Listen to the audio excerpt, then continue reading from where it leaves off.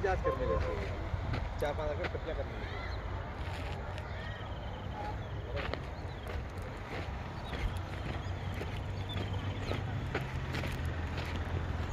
30 feet road, Maisigandi Maisamma temple శివాలయం road.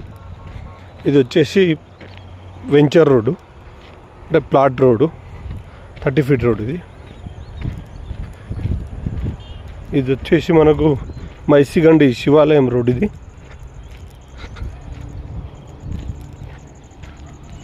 అక్కడ ముందు శ్రీశైలం హైవే, ఇది శివాలయం రోడ్డు, ఇది ప్లాటు.